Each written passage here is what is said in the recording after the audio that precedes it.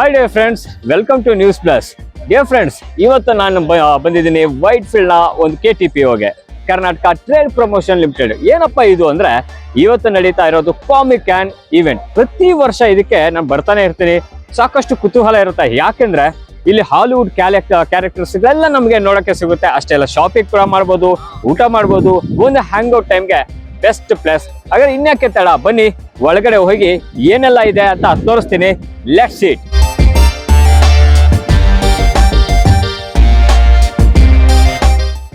ನಮಸ್ಕಾರ ಗೆಳೆಯರೆ, ನೀವು ಕಾಮಿಕ್ಸ್, ಆನಿಮೇಷನ್ ಅಥವಾ ಗೇಮಿಂಗ್ ಪ್ಲೇಯರ್ ಆಗಿದ್ರೆ ಈ ವಿಡಿಯೋ ನಿಮ್ಮನ್ನ ಫುಲ್ ಎಂಟರ್ಟೈನ್ಮೆಂಟ್ ಮಾಡುತ್ತೆ. ಹೌದು, ನಾವು ಇಂದು ಮಾತಾಡ್ತಿರೋದು ವೈಟ್ ಫೀಲ್ಡ್ ನ KTPOದಲ್ಲಿ ನಡೆದ ಬೆಂಗಳೂರು ಕಾಮಿಕ್ ಕಾನ್ 2025ರ ಬಗ್ಗೆ. ಹೇಗಿತ್ತು ಈ ಸಲದ ಎಕ್ಸ್ಪೀರಿಯನ್ಸ್ ನೋಡೋಣ ಬನ್ನಿ.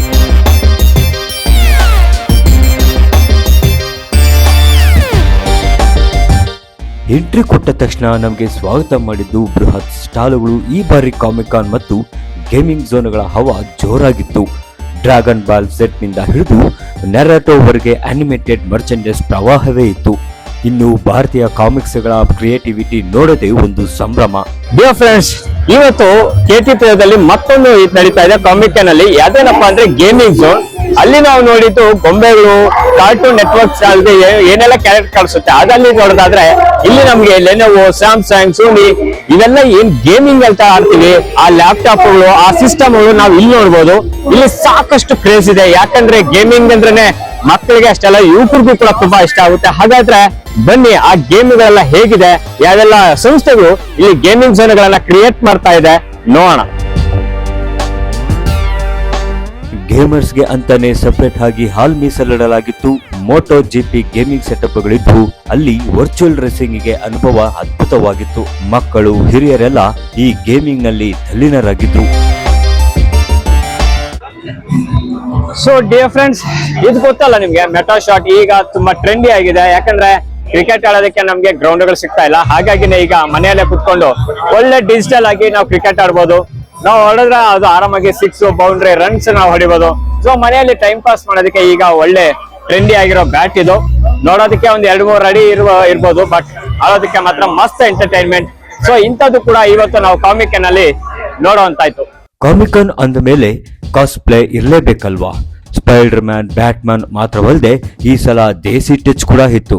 ಹಲವು ಗೆಟಪ್ಗಳಲ್ಲಿ ಬಂದವರನ್ನ ನೋಡಿ ನಮಗೆ ಬಾಲ್ಯವೇ ನೆನಪಾಯ್ತು. ಸೋಷಿಯಲ್ ಮೀಡಿಯಾದಲ್ಲಿ ವೈರಲ್ ಆಗಿರೋ ಎಷ್ಟೋ ಕಾನ್ ಪ್ಲೇಯರ್ಸ್ ಜೊತೆ ಫೋಟೋ ತೆಗೆಸಿಕೊಳ್ಳಕ್ಕೆ ಜನ ಮುಗಿ ಬೀಳ್ತಿದ್ರು.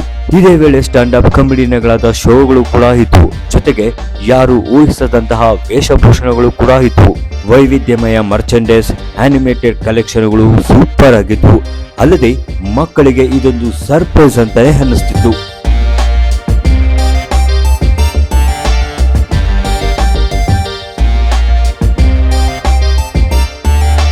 ಮಾರುತಿ ಸುಜುಕಿ ಇದರ ಪ್ರಾಯೋಜಕತ್ವ ವಹಿಸಿಕೊಂಡಿದ್ದು. ಸ್ಥಳೀಯ ಮತ್ತು ಅಂತಾರಾಷ್ಟ್ರೀಯ ಕಲಾವಿದರ ಜೊತೆ ಸಂವಾದವನ್ನು ಮಾಡೋ ಚಾನ್ಸ್ ಇತ್ತು. ಆದ್ರೆ ಬೆಂಗಳೂರಿನ ಜನಸಂಖ್ಯೆಗೆ ಹೋಲಿಸಿದ್ರೆ KTPO ಸ್ವಲ್ಪ ಚಿಕ್ಕದಾಯಿತು ಅನಿಸ್ತು. ತುಂಬಾ ರಶ್ ಇತ್ತು ಮತ್ತು ಫುಡ್ ಕೋರ್ಟ್ ನಲ್ಲಿ ಮ್ಯಾನೇಜ್ಮೆಂಟ್ ಇನ್ನೂ ಚೆನ್ನಾಗಿರ್ಬೋದಾಯಿತು.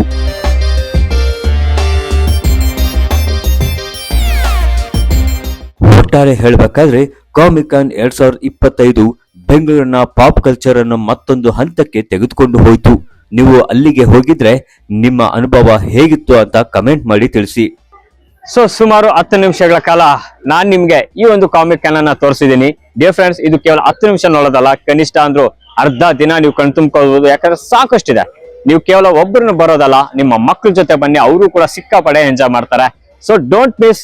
ಅಷ್ಟೇ ಅಲ್ಲದೆ ಬರೋ ವರ್ಷ ಕೂಡ ಇದು ಬರ್ತಾ ಇರುತ್ತೆ. ಹಾಗಾಗಿ ಈ ಬಾರಿ ಏನಾದ್ರು ಮಿಸ್ ಆಗಿದ್ರೆ ಈ ವಿಡಿಯೋ ನೋಡಿ, ಯಾಕಂದ್ರೆ ಇದರಲ್ಲಿ ಎಲ್ಲಾ ಮಾಹಿತಿಯನ್ನ ನಾನು ನಿಮ್ಗೆ ಕೊಟ್ಟಿದ್ದೀನಿ. ಡಿಯರ್ ಫ್ರೆಂಡ್ಸ್, ಇದು ಇವತ್ತಿನ ಕಾಮಿಕ್ ಕ್ಯಾನ್. ಮತ್ತೊಂದು ವಿಡಿಯೋಗಳಿಂದ ನಾನು ಬರ್ತಾ ಇರ್ತೀನಿ. ಹಲವರೆಗೂ ನೋಡ್ತಾ ಇರೋ ನ್ಯೂಸ್ ಪ್ಲಸ್. ಅಷ್ಟೇ ಅಲ್ಲದೆ ಸಬ್ಸ್ಕ್ರೈಬ್ ಆಗೋದನ್ನ ಮರಿಬೇಡಿ.